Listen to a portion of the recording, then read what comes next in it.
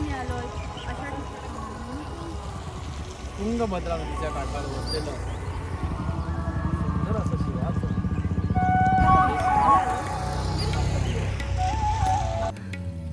आणि जमलो तर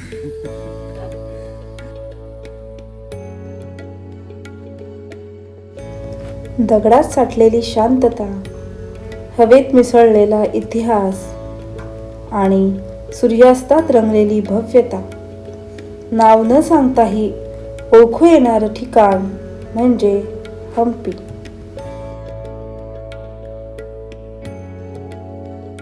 मी विवेक. मी Saloni. Welcome to our channel Saavi tails.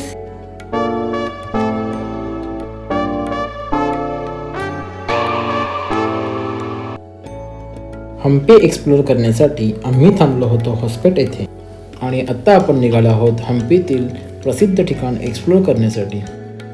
हम्पीतील अतिशय पवित्र आणि निसर्गरम्य ठिकाण जे भगवान हनुमानांचे जन्मस्थान मानले जाते. आम्ही आलो आहोत अंजनाद्री पर्वतावर. हे पर्वत तुंगभद्रा नदीच्या उत्तरेकडे वसलेलं असून हे पर्वत भक्ती तसेच शक्तीचे प्रतीक मानले जाते. आता साधारणतः अर्ध्या पायऱ्या चढून आम्ही वरती आलेलो आहोत आणि अजून अराउंड 200 पायऱ्या बाकी आहेत. Let see. इथे पूर्ण 500 पायऱ्या आहेत आणि जमलो तर चला, जय हनुमान. चढण थोडी कठीण असली तरी वर जाताना दिसणारा निसर्ग आणि शांत वातावरण सगळी थकवा विसरायला लावतं. पुराण कथेनुसार माता अंजनी यांनी इथे कठोर तपश्चर्या केली आणि याच ठिकाणी हनुमानांचा जन्म झाला, म्हणूनच या टेकडीला अंजनाद्री असं नाव पडलं.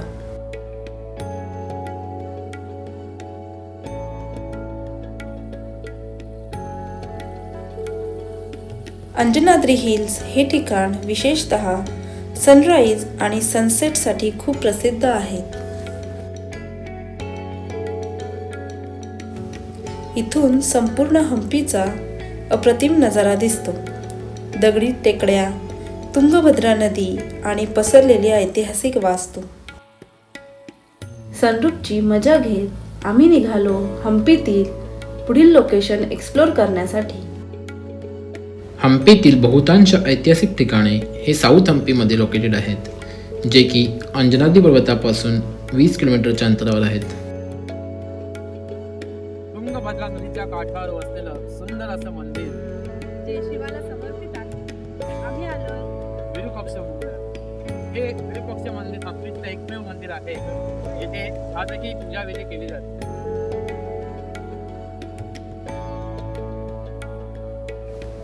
विरूपाक्ष मंदिराची सर्वात लक्षवेधी गोष्ट म्हणजे याचा भव्य गोपुरम. सुमारे 50 मीटर उंच असलेला हा गोपुरम हम्पीमधील एक ओळखच बनला आहे. दूरवरून सुद्धा हा गोपुरम सहज दिसतो आणि मंदिरात प्रवेश करतानाच एक वेगळीच भव्यता जाणवते. मंदिरात आल्यानंतर इथे भेटते ती सगळ्यांची लाडकी हत्तीनी लक्ष्मी. लक्ष्मी केवळ हत्ती नाही, तर ती विरूपाक्ष मंदिराच्या परंपरेचा एक भाग बनली आहे.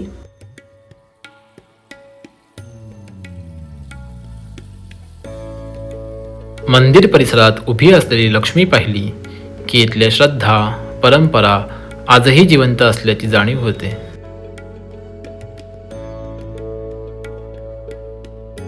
हे मंदिर फक्त एक धार्मिक स्थळ नाही, तर ते हम्पीच्या इतिहासाचं आणि सांस्कृतिक वैभवाचं जिवंत प्रतीक आहे. मंदिराच्या आतील उत्कृष्ट स्थापत्यकला, प्राचीन शिल्पकला आणि मंदिर परिसरातील शांतता मनाला सुखद समाधान देऊन जाते. या मंदिराचं आणखी एक खास वैशिष्ट्य म्हणजे या मंदिरात आजही नियमित पूजा, अभिषेक आणि सणसमारंभ साजरे केले जातात. हे मंदिर द्रविडियन टेम्पल आर्किटेक्चर स्टाईलमध्ये बांधलं गेलेलं असून इथे आढळणारे शिलालेख हम्पीच्या प्राचीन इतिहासाची साक्ष देतात.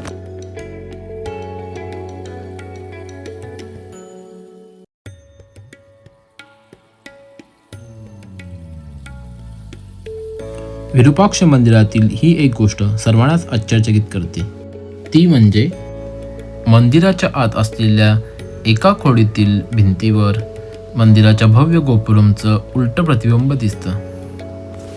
ह्यात कोणतंही आधुनिक तंत्रज्ञान वापरलं गेलेलं नसून ही आहे शेकडो वर्षापूर्वीच्या विज्ञान व वास्तुकलेची कमाल. इतिहास, श्रद्धा आणि वास्तुकलेचा अनुभव एकाच ठिकाणी घ्यायचा असेल तर विरूपाक्ष मंदिर हे हम्पीमधील एक मस्ट व्हिजिट प्लेस आहे. काही मजेशीर व्हिडिओज शूट केल्यानंतर आम्ही निघालो पुढील जागा एक्सप्लोर करण्यासाठी.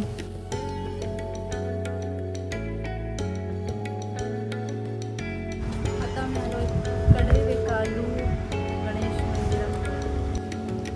हम्पीमधील आणखी एक खास ठिकाण म्हणजे कडालेकालू गणेशा. कडालेकालू म्हणजे हरभरा आणि खरंच या गणेश मूर्तीचं पोट हरभऱ्यासारखं मोठं दिसतं, म्हणून या मूर्तीला हे नाव पडलं आहे. ही मोनोलिथिक म्हणजेच एकाच दगडातून कोरलेली गणेशाची मूर्ती आहे. सासिवेकालू गणेशा. सासिवेकालू म्हणजे मोहरीचा दाणा. या गणेश मूर्तीचं पोट मोहरीच्या दाण्यासारखं गोल आणि सुबक दिसतं, म्हणून या मूर्तीला हे नाव पडलं. हम्पीमधील अजून एक महत्त्वाचं आणि ऐतिहासिक ठिकाण म्हणजे श्रीकृष्णा टेम्पल. हे मंदिर भगवान श्रीकृष्णाला समर्पित असून विजयनगर साम्राज्याच्या वैभवशाली काळाची साक्ष देते. हे मंदिर 16व्या शतकात राजा कृष्णदेवराय यांच्या काळात बांधण्यात आलं. मुख्य प्रवेशद्वारातून आत गेल्यावर भव्य मंडप, दगडी खांब व सुंदर कोरीवकाम दिसून येतं. हे मंदिर आज अवशेषांच्या स्वरूपात जरी असलं तरी इथली वास्तुकला, शिल्पकला आजही भव्यतेची जाणीव करून देते. मग आम्ही आलो उग्र नरसिंह मूर्ती पाहायला. ही मूर्ती सुमारे 6.7 मीटर उंच आहे. पूर्वी या मूर्तीला लक्ष्मी नरसिंह म्हणून ओळखलं जात होतं, कारण नरसिंहाच्या मांडीवर देवी लक्ष्मी विराजमान होत्या. परंतु आक्रमणांमध्ये लक्ष्मीची मूर्ती नष्ट झाली.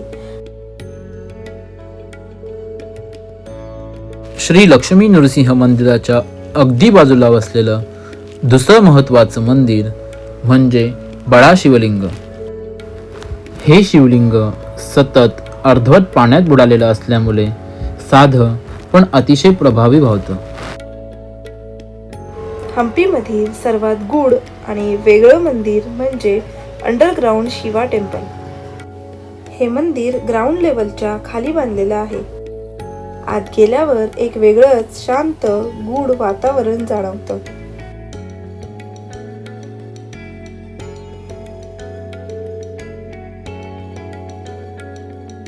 हे मंदिर अंडरग्राऊंड असल्यामुळे नेहमी पाण्यात असतं. अंधारात वसलेलं पण तरीही खूप शांत.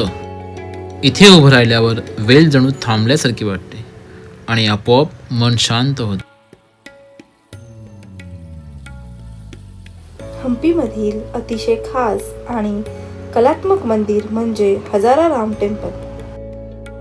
मंदिराच्या बाहेरील आणि आतील भिंतींवर राम जन्म, सीता स्वयंवर, वनवास, हनुमान भेट आणि रावणवध असे अनेक प्रसंग जिवंतपणे कोरलेले दिसतात. हे मंदिर विशेषतः राजघराण्याचं खास मंदिर म्हणून वापरलं जात होतं. म्हणूनच याची रचना तुलनेने लहान पण अतिशय नाजूक आणि सुस्पष्ट आहे. मंदिराच्या आवारात असलेला खुला चौक, दगडी खांब आणि सममित रचना त्या काळातील स्थापत्यशास्त्राचं उत्तम उदाहरण आहे. आत्ता आपण आलोय महानवमी डिब्बाजवळ, विजयनगर साम्राज्याच्या वैभवाचं प्रतीक. ही उंच चौथरी राजदरबारासाठी वापरली जायची. इथून राजे दसऱ्याचे उत्सव, मिरवणुका आणि सैन्य प्रदर्शन पाहायचे. आज जरी छप्पर नसलं, सिंहासन नसलं, तरीही या दगडावर कोरलेली शिल्प त्या काळातील शक्ती, शिस्त आणि समृद्धीची साक्ष देतात. हम्पीमधील मंदिरांच्या परिसरात दिसणारी ही सुंदर पाण्याची रचना म्हणजे पुष्करणी.